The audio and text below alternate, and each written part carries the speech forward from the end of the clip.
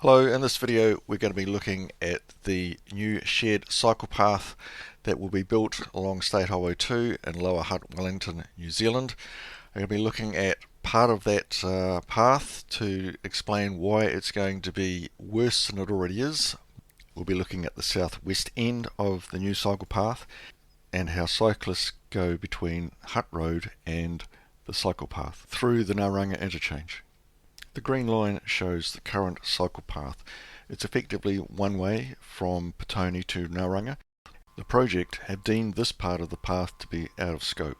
The project will include one of two railway overbridges. The new 5 metre wide shared path will be funnelled into the existing cycle path. For those that haven't been on this cycle path, this video starts at the foot of the future new bridge. As a one-way cyclist-only path, this isn't too bad. It doesn't comply with current NZTA standards.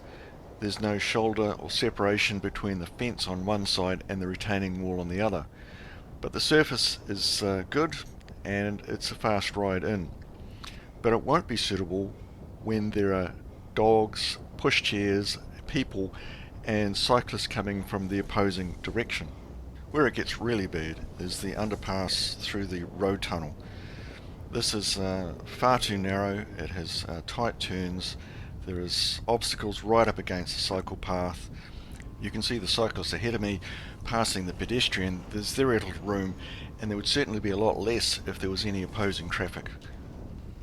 On the other side of the road tunnel, it's still narrow. It has to pass across a driveway that goes through into the NZ Rail property.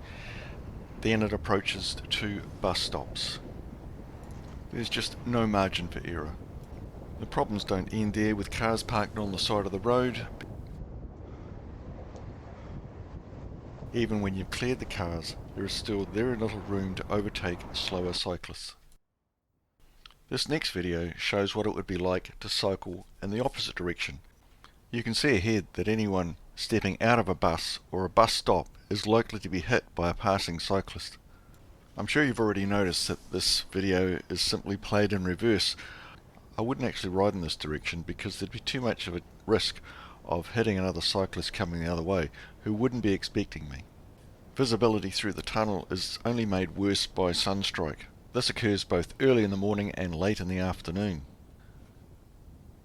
The only practical way that I can see of improving this part of the path would be to make it wider, and that would require reducing the vehicle lanes from 3 lanes to 2 lanes through the road tunnel.